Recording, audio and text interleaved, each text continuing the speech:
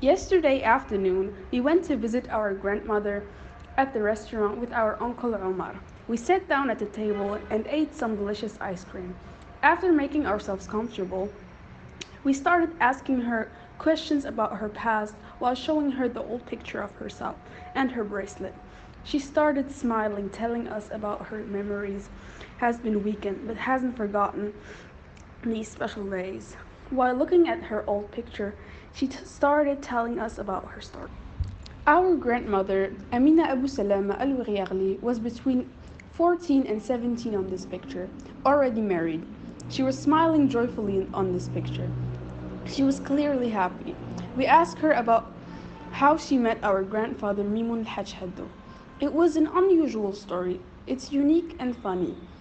We weren't expecting it to be like this. Our grandfather, Mimun al-Hajj Haddo, used to work at the jewelry store managed by our grandmother's father, Shaib, who was a good friend of her father. One day, she came to visit the store with her father. That exact day was the first time she saw Mimun. She caught him asking his coworker about who she was. He told him that her name is Amina bint Shaib. He seemed interested in her, but the only thing our grandmother had a serious interest in was the pretty jewelry that was sold on the store. She told us, laughing, that she liked our grandfather a lot for several reasons, but the main one was that she could easily steal his jewelry. He knows that she came to steal it, but pretend as if he didn't see anything. That day, she took a pretty hair clipper, which she is also wearing at the picture. Our grandmother said that she thought of him as a very kind and charming young man. The story doesn't end here. Back then, it was normal to get married at a young age, so the parents of our grandma decided to arrange some proposals. The families of young men started coming to visit her family's house every day.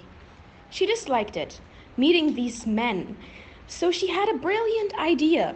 She would dig big holes in front of her house door with her friends so that when the man's family arrived, they would fall into the trap. What a playful rejection.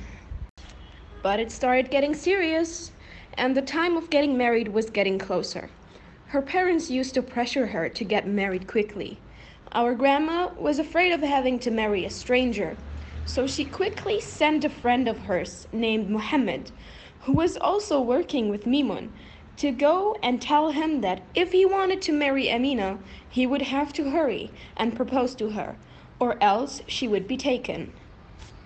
That was exactly what he did, and proposed to her to later be married and have a good life together. They truly deeply loved each other. It wasn't always easy together, but they overcame the obstacles, no matter how hard they were. After some years, her husband, our grandfather, decided to go and live in Germany for a better life and took his older children with him, later followed by our grandmother and their younger children. If it wasn't because of them, we would probably not speak German or even exist. The silver bracelet wasn't a gift from my grandpa, but it was of his aunt to our grandmother from Nador.